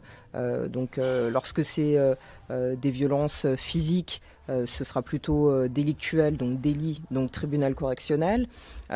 Si c'est des violences sexuelles, alors criminelles, comme un viol, la crime, ce serait plutôt la cour d'assises, donc une autre juridiction. Et lorsqu'on sollicite, par contre, une interdiction d'entrer en contact en urgence, donc dans le cadre de l'ordonnance de protection, là, c'est plutôt le juge aux affaires familiales, et ça se fait très rapidement. Vraiment, ça se fait en quelques jours, et c'est plutôt efficace. Je trouve que c'est assez bien fait parce que déjà, c'est une procédure finalement qui est un peu semi-pénale parce que le procureur de la République donne un avis et le juge aux affaires familiales, il émet pas simplement l'interdiction d'entrer en contact, donc pour une période de 6 mois qui pourrait être renouvelable. Il prend aussi des décisions sur le logement conjugal, sur la garde des enfants, sur la pension alimentaire, et ça va très très vite et ça permet d'avoir des mesures provisoires en urgence, et ça c'est une procédure qui est je pense plutôt efficace en droit français. Donc voilà, il y a un panel de procédures, et je l'évoquais un petit peu plus tôt aussi, il y a ce qui est intéressant pour les victimes de viol, plutôt que de déposer plainte au commissariat de police, où c'est parfois très difficile, parfois vous venez avec des histoires très lourdes, des viols répétés dans votre enfance, d'un membre de votre famille, aujourd'hui vous avez un certain âge, voilà, vous êtes à l'âge adulte, c'est difficile d'arriver comme ça et de dire, voilà, par exemple, j'ai été violée par mon père pendant 10 ans, lorsque j'étais mineure, c'est très compliqué à faire, et donc là, pour ça, on a une procédure un petit peu particulière qui est la plainte à constitution de partie civile. Donc là, c'est un écrit que je rédige avec des pièces tout de suite. Donc là, c'est vraiment, je fais un petit peu un travail de parquetier. Je produis tout de suite mes petites preuves. Je trouve ce que je peux à droite à gauche. Donc là, parfois, j'ai des attestations des associations, justement, le faisceau d'indices, comme je le disais tout à l'heure, et j'adresse ça au doyen des juges d'instruction. Et ça permet en fait un petit peu de faire un petit forcing. Alors évidemment, la requête, elle est étudiée. Il y a une navette qui est faite entre le pôle de l'instruction et le parquet, mais ça permet d'avoir une procédure d'instruction qui soit ouverte pour des affaires qui sont sensibles, qui sont difficiles et pour lesquelles une enquête doit être diligentée par un juge d'instruction. Donc on a vraiment une panoplie, je dirais, de procédures différentes à adapter selon le type d'infraction évidemment et selon surtout le souhait de la victime. Oui, il y a tout cet arsenal juridique dont vient de parler l'avocate. Mais au-delà de ça, en tout cas, il y a une évolution assez importante ces dernières années en matière des violences faites aux femmes. Et nous avons donc maintenant, dans le cadre toujours de la loi, il y a des dispositifs de protection des victimes. J'en nommerai 2. Donc le téléphone très grave danger, ça fait depuis 2011-2012 qui existe en France. Et là, on voit que les juridictions ont renforcé leur flotte de téléphones. Donc on est passé de 5 ou 6 téléphones maintenant à 24 sur le tribunal de Strasbourg ou le tribunal de Saverne. Et puis il y a maintenant un autre dispositif qui s'appelle le BAR, c'est le bracelet anti-rapprochement. Bien sûr, pour donner ces 2 dispositifs de protection, il faut qu'il y ait des critères très rationnels et très stricts. Et donc, il n'y a pas que la loi au sens du droit, mais il y a maintenant des dispositifs physiques, de protection physique de la victime. Et je pense que ça, c'est une très belle avancée, en tout cas, pour cette question des violences conjugales. Alors, ce sont les associations qui font l'évaluation pour les parquets. Donc, je donnerai le numéro de téléphone de l'association que je dirige. C'est SOS Aide aux habitants France Victimes 67, qui est une association départementale. Elle agit sur le ressort du tribunal de Strasbourg et de Saverne. Et le numéro de téléphone, c'est le 03 88 79 79 30. Est-ce qu'il y a un travail qui est envisageable avec les auteurs? Qu'est-ce qui est fait avec les auteurs? Est-ce qu'il y a des résultats? Et dernière question, c'est d'après vous, que faut-il faire au niveau de la société pour faire disparaître ou au moins réduire les violences? Est-ce qu'on peut agir auprès des auteurs? Oui, clairement, complètement. Il y a d'ailleurs des associations localement qui le font. Il me semble que localement, c'est l'ARCEA qui fait énormément de travail d'accompagnement des auteurs. Il y a aussi le CRAV, le centre de ressources pour les auteurs de violences sexuelles. Donc oui, la nécessité de l'accompagnement des auteurs. Et pareil, un accompagnement qui n'est pas un type d'accompagnement, mais qui est plein de types de réponses différentes. Et je crois que justement, pour lier vos 2 questions, moi je crois qu'une des grandes questions qu'on a à se poser en tant que société et sur laquelle on a avancé, c'est qu'est-ce qu'on fait des auteurs? Qui sont les auteurs? De sortir de l'idée que les auteurs sont des monstres, que les auteurs sont hors humanité, que les auteurs sont autre chose que vos voisins, vos maris, vos cousins, vos fils, que les personnes qui vous entourent. Et cette question de comment on intègre à l'identité d'une personne le fait qu'une personne a pu être auteur de violence, et comment on intègre dans nos relations le fait que c'est une connaissance qu'on a au sujet de personnes qui nous entourent. Et je crois que ça, c'est un des gros challenges, un des gros impensés actuels qu'on ne sait pas faire, ce qui explique aussi le nombre de réactions de défense, en fait, parce qu'on a du mal à associer l'image d'auteur de violence à qui que ce soit pour qui on a de l'affection, alors même qu'on sait objectivement qu'on a forcément autour de soi tout autant des victimes de violence que des auteurs. Et du coup, c'est comment on en fait une question qui fait partie de nos relations comme plein d'autres questions et comment on l'intègre en tant que société. Voilà. Donc je pense que c'est une bonne question de lier les 2. Nous, à SOS Aide aux habitants, on ne travaille pas avec les auteurs. Quoique, on peut les recevoir aussi dans le cadre des visites médiatisées, parce que là, du coup, on a des femmes victimes de violences, des papas qui sont auteurs de violences et des enfants qui en étaient exposés. Mais on ne traite pas la question des auteurs comme ça de façon, on va dire, approfondie, comme on peut le faire dans l'aide aux victimes. Mais quand on s'occupe, on ne peut pas s'occuper que des victimes sur la thématique des violences, en tout cas conjugales ou intrafamiliales, si on ne fait pas un travail assez important avec les auteurs. Il y a les associations que vous avez citées, mais il y a aussi une autre association qui s'appelle le SCJE qui est sur Saverne, qui s'occupe des auteurs. Il y a pour connaître, je connais un peu plus le travail de l'ARCEA et de la SCJE. Il y a des groupes de parole qui sont donc faits pour les auteurs de violences conjugales. Et c'est un travail d'élaboration justement et de questionnement pourquoi, quelles sont les causes qui les ont emmenés en tout cas à devenir auteurs de violences. Et puis le travail consiste à les aider à prendre conscience de la souffrance générée par leur acte sur la vie ou la santé de la victime et sur les enfants exposés.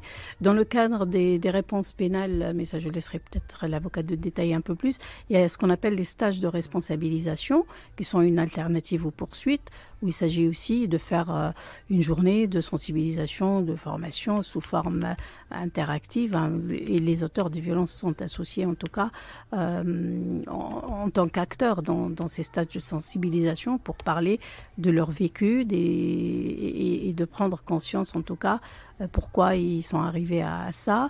Et puis il y a tout ce travail, je pense, sur la éducationnelle, pour lier à la deuxième question, je pense qu'il faut très très tôt, mais de façon très précoce, et même j'ai envie de vous dire, en tant que psychologue, à partir de l'âge de 5 ans, commencer à travailler cette question de la violence faite à l'autre, et de traiter l'autre comme un sujet à part entière, et donc cette question de l'altérité.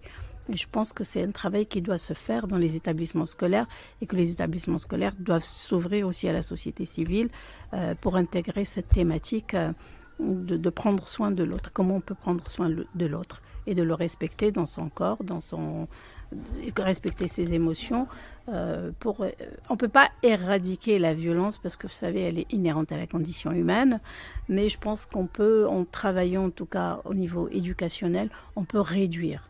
J'espère qu'on pourra réduire. Je dirais qu'il faut clairement accompagner les auteurs. Ils feront partie de la solution à la lutte contre les violences faites aux femmes. C'est vrai qu'il y a, ça a été évoqué, des mesures qui peuvent être prises par les magistrats, telles que le stage de sensibilisation aux violences faites aux femmes, qui est réalisé aux frais d'ailleurs de l'auteur des violences. Il peut y avoir des obligations de soins aussi, ça c'est assez important. Mais je pense qu'avec le temps, il va falloir qu'on humanise ces personnes, qu'on développe sans doute des groupes de parole, je pense, pour les auteurs de violences, parce que ce sera sans doute au moins, alors ça permettra peut-être pas d'éradiquer les violences, mais sans doute de freiner la récidive. Parce que dans les violences faites aux femmes, on a souvent des récidivistes. Et on l'a vu d'ailleurs, moi je le voyais pendant le confinement, où il y a eu, les signalements ont explosé. Et lorsque quand j'avais mes audiences et que j'assistais des parties civiles, c'était toujours des récidivistes. C'est des personnes qui ont déjà été condamnées. Et il y a quelque chose qui passe pas.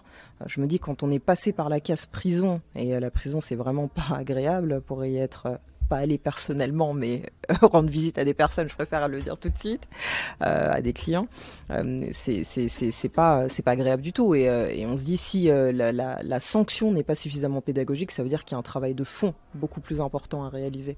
Et c'est des personnes sans doute qui sont un peu malades à leur façon. Quand on extériorise sa pensée ou sa frustration par la violence, c'est qu'on est malade.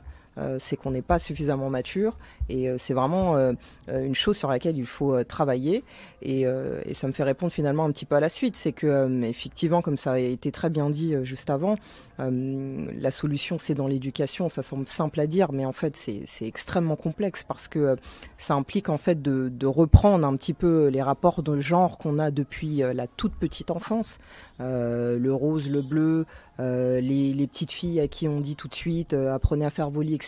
Et les garçons, vous pouvez jouer avec vos voitures, les contes de fées, attendre le prince charmant. Donc toujours déjà la position d'attente. On nous apprend déjà ça en maternelle. On attend que quelqu'un vienne nous réveiller. Donc, et en plus avec un bisou forcé, donc c'est un petit peu moyen. Niveau consentement, on en parlait tout à l'heure. Donc on nous apprend des codes qui sont complètement à refaire, je pense. Il faut apprendre aux jeunes filles à être ambitieuses, à avoir la niaque, à être...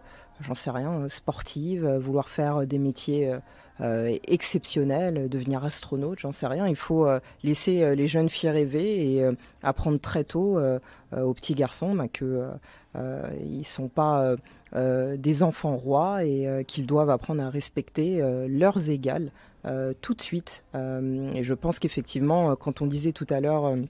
que c'est important de ne pas être indifférent. En fait, on est confronté à ces violences-là tous les jours, que ce soit les humiliations, les brimades, le rabaissement des filles. Je me dis que je connais sans doute aucune femme qui n'a pas été victime d'une certaine façon d'une forme de violence, quelle qu'elle soit, même si elle n'est pas physique et qu'elle ne se voit pas. Toutes les femmes l'ont vécu. Alors ça veut dire qu'il faut reprendre un petit peu les choses à zéro, et ça c'est le travail de tout le monde, c'est le travail des pères comme des mères, et c'est un travail qu'on doit faire avec nos compagnons, avec nos petits frères. Voilà, c'est un travail d'ensemble où on ne laissera plus passer un certain nombre de comportements inacceptables, et ce pour mieux vivre ensemble. Là, on en vient à la conclusion qu'un de nos outils, c'est une intolérance au quotidien pour les faits de violence, pour la culture du viol et le fait de réagir à chaque fois. Bon, bien merci. Merci à vous. Merci. Bonjour, vous êtes bien sur RBS 91.9. Vous écoutez les rendez-vous du monde de la caresse, et aujourd'hui nous parlons de violences faites aux femmes. Nous allons entendre mesdames Fortas et Mbenkoé qui vont nous parler des spécificités qu'elles rencontrent dans leurs propres espaces. Nous les avons rencontrées dans le bar Le Goudaidir à côté de la place d'Austerlitz. Bonjour, est-ce que vous pouvez vous présenter s'il vous plaît ? Bonjour, je m'appelle Priska Mbenkoé, je suis la présidente de l'association Africaine. C'est une association qui promeut la femme africaine entrepreneur dans la diaspora et qui encourage la prise d'initiative, l'entrepreneuriat auprès des jeunes et des femmes. Alors bonjour, moi c'est Fortas Nada. Je suis étudiante à l'INSPE de Strasbourg et dans le cadre de mon mémoire, je m'entretiens avec des jeunes femmes musulmanes victimes d'abus sexuels. Quelles sont les formes de violence auxquelles vous êtes confrontées ou dont on vous apporte le témoignage ? Alors elles sont de diverses formes, à la fois psychologiques ou physiques. Et ça peut être simplement une gifle, des coups reçus ou des mots rabaissants. Ou alors ça peut être aussi des violences intégrées à la société qui sont par exemple d'origine culturelle simplement. Donc elles peuvent vraiment être de toutes formes et concerner tous âges. Alors dans mon cas, c'est vrai qu'on part avant tout d'abus sexuels, donc des femmes qui ont été victimes de viols ou dans l'âge adulte ou durant l'enfance.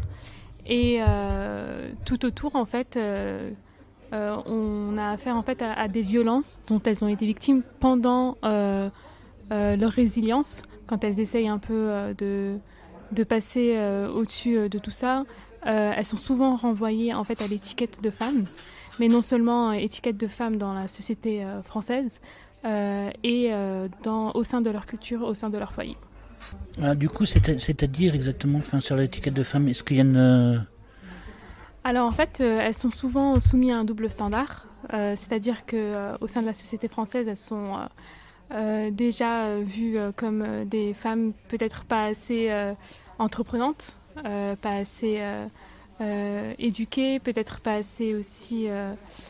elles sont constamment en fait renvoyées à ce statut d'immigrées qui ne comprennent pas forcément les codes de la société et qu'elles sont un peu...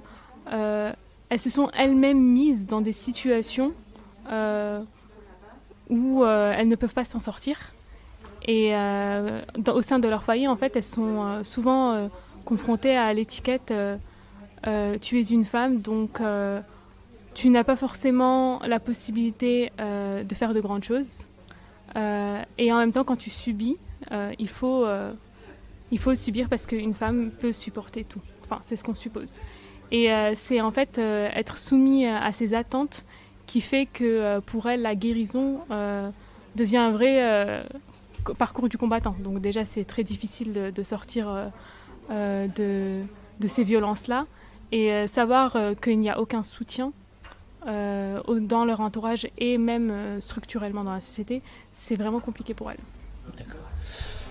Du coup, ça m'amène directement à la question suivante. Dans les espaces dans lesquels vous évoluez, quelles sont les particularités que vous rencontrez ? En termes de... Pardon.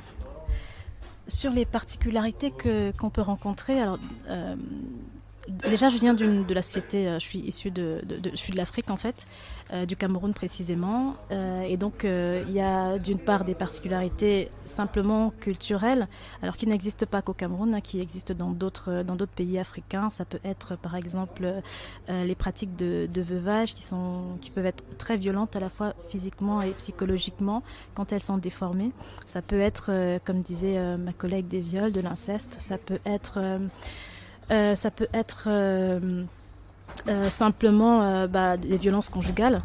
Et ça, c'est pas le fait d'une société particulière, ça on retrouve partout. Au niveau du travail, en entreprise, il y a aussi tout ce qui est un petit peu violence psychologique. On est une femme, donc on n'est pas forcément considéré sur certains postes.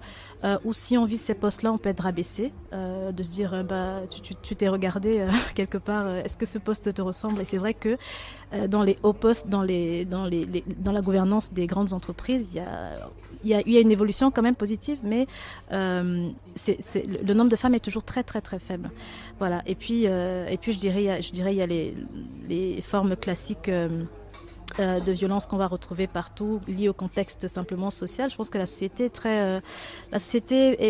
est structurée autour d'une supériorité masculine, et donc ça fait que même simplement au niveau des démarches administratives. Moi, par exemple, j'ai été choquée quand je me suis mise en couple et qu'on a dû faire la déclaration de la CAF. Eh bien, mes enfants sont répertoriés sur le compte de mon mari. Donc sur mon compte, voilà, je suis identifiée comme la maman, mais les enfants sont quand même rattachés à mon mari, et c'est mon mari qui reçoit les subventions, enfin les allocations. Donc ça, pour moi, c'était un petit peu violent de ne pas être reconnue en fait au niveau même de la CAF, simplement. Voilà.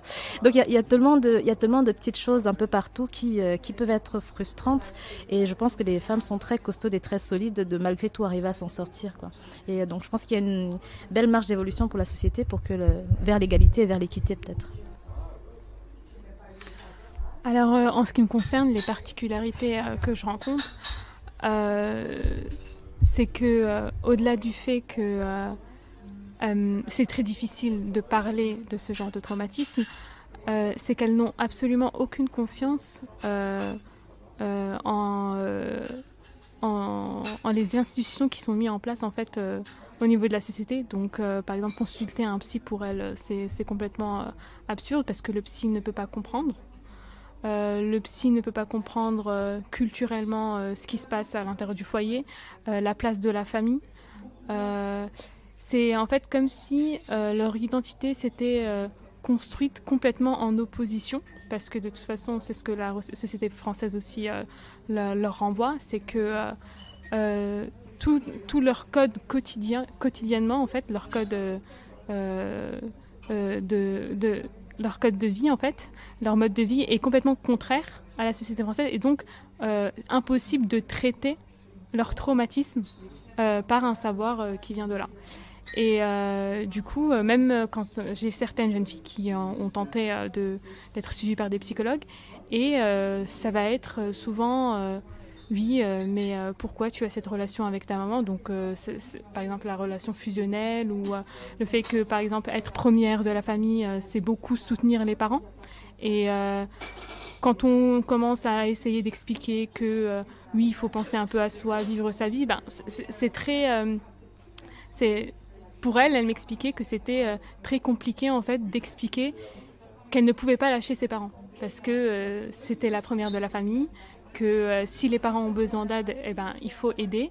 Et au lieu d'essayer de reconstruire ces femmes-là d'une façon bien précise, je pense qu'il faut beaucoup laisser la place à ce qu'elles sont déjà, parce qu'elles ont déjà la force de s'en sortir en elles-mêmes, et que tout n'est pas mauvais dans leur culture. Et c'est ça, en fait... Elles ne se sentent pas capables de mener ce combat parallèlement à leur guérison, en fait. Pour elles, c'est trop. Je ne peux pas en même temps défendre d'où je viens, et je ne peux pas en même temps essayer de combattre, comme elle me disait, ces vieux démons, en fait. D'accord. Alors, il m'est arrivé d'entendre l'argument culturel pour justifier les violences faites aux femmes, les femmes étrangères surtout. Alors, quelle est votre position par rapport à cette question ? Je pense qu'aucune forme de violence ne peut trouver une justification, parce que simplement on est des hommes et des femmes, on est constitués normalement, à quelques différences physiologiques près, mais je veux dire on est des hommes et des femmes, on est nés normalement. Voilà, donc je ne vois absolument pas qu'est-ce qui pourrait justifier une violence quelconque envers l'une ou l'autre des personnes, que ce soit un homme ou une femme. Là, je ne fais même pas de différence. Je pense qu'il n'y a simplement aucune justification, et que il faut arriver à trouver il faut faire évoluer en tout cas les pratiques, les coutumes, les cultures vers des choses plus égalitaires. Et je pense que ce n'est pas parce que les parents faisaient comme ça ou que les grands-parents faisaient comme ça ou que ça a toujours été comme ça que une certaine catégorie de population doit rester le dos courbé et ne jamais lever la tête, quoi. Alors dans mon cas avec ces jeunes femmes, quand elles m'expliquent que oui, on lui a dit de supporter, de serrer les dents, d'avoir une attitude en fait qui fait qu'elles sont obligées de courber le dos, comme tu disais à l'instant. Je leur dis souvent en fait que dans une culture, on utilise beaucoup de mots et ces mots-là en fait peuvent aider ou non la victime à s'en sortir. Et quand on a affaire à des termes comme l'honneur ou sinon le fait que les hommes sont protecteurs des femmes, parce qu'on retrouve aussi beaucoup cette notion-là que les hommes ne reconnaissent pas les violences sexuelles qui sont commises au sein de la communauté musulmane parce que ce serait comme échouer dans leur rôle. Et en fait, je leur dis souvent que ces mots-là, il faut se les réapproprier. En fait, on ne peut pas laisser quelqu'un parler de notre honneur sans soi-même le prendre en main. On ne peut pas laisser quelqu'un dire je n'ai pas failli à ma mission, alors que de toute façon ce n'est pas une question de faillir à une mission, c'est que quelqu'un a outrepassé ses droits, quelqu'un a violé son intimité et on ne peut pas en fait tout remettre la faute sur la femme ou sur l'entourage, alors que le principal responsable c'est l'auteur de la violence. Et du coup l'argument culturel, moi je dis vraiment à ces femmes-là de se le réapproprier et que quand on parle d'honneur d'une femme, honorer la femme. Enfin, c'est en tout cas ce que j'essaye un petit peu de construire tout ça, en fait, vraiment refaire une éducation là-dessus. Alors du coup, dans votre travail, dans votre recherche, quels sont les obstacles que vous rencontrez et quelles sont les aides qu'on peut vous apporter aussi, l'un et l'autre ? Alors les obstacles qu'on rencontre en fait souvent elles sont déjà des victimes même en soi en fait qui n'osent pas sortir parce que en général la société quand on s'est fait violer par exemple ou quand on s'est tapé dessus, on a presque honte en fait de le dire parce que la société va avoir tendance à dire qu'est-ce que tu as fait en fait pour mériter ça. Déjà au départ qu'est-ce que tu as fait. On a plusieurs femmes qui lorsqu'elles vont porter plainte malheureusement elles ne sont pas prises au sérieux en fait. Concrètement, qu'est-ce que tu as fait pour qu'il te frappe. Voilà. Donc ça n'encourage énormément pas. Donc il y a déjà ce ressenti-là des femmes qui est un frein en soi et qui fait que parfois elles ne vont pas chercher de l'aide, ce qui est vraiment dommage et ce qui parfois arrive à des actes fatals, ce qui est vraiment dommage. Donc il y a une grosse sensibilisation à faire là-dessus, de se dire que, de mettre la lumière en fait sur la personne qui a fait du tort, la personne qui a causé le mal et pas sur la victime. Dans les autres fronts de là, il y a aussi la peur du qu'en dira-t-on et la peur de l'entourage. Quand on a été témoin d'une violence, parfois est-ce que la personne va mal le prendre, est-ce que je vais être mouillée, qu'est-ce qui va m'arriver à moi, à mes enfants, à ma famille. Donc on a une petite crainte quand même d'aller dénoncer, ou on a simplement peur en fait de ce qui pourrait arriver à soi-même. Et dans les autres freins, je pense que c'est simplement également à nouveau une évolution nécessaire de la société dans l'accompagnement de ces femmes-là. Une fois qu'elles ont quand même osé porter plainte, osé aller chercher de l'aide, c'est les structures, qu'elles puissent trouver suffisamment de structures et adaptées pour les accompagner, à la fois dans la reconstruction éventuellement physique et psychologique. Dans les soutiens qu'on peut... Dans les soutiens qu'on peut recevoir, c'est déjà des aides en fait, des aides financières qu'on peut avoir pour mettre en œuvre nos actions. Ça c'est hyper important parce que sans argent malheureusement on est très limité en moyens et du coup on ne peut pas faire suffisamment. Et pourtant le travail est très important quand on connaît le nombre de femmes qui meurent par jour sous les coups de leur conjoint ou le nombre d'enfants de filles qui sont violées et autres. Voilà, donc il y a énormément de travail et il faut des moyens pour pouvoir le faire. Donc vraiment les pouvoirs publics ont un gros rôle à jouer en ce sens-là. Je pense qu'il y a des personnes volontaires pour faire le travail, mais parfois elles manquent simplement de moyens. Donc il y a ça. Et puis je pense que dans les autres aides, c'est l'entourage. Je pense que, comme je disais, il faut beaucoup de sensibilisation. Ça commence par là, en parler, faire savoir ce qui peut être fait, comment est-ce que moi je peux être actrice en fait, comment est-ce que je peux agir à mon niveau, même si j'ai pas encore été victime.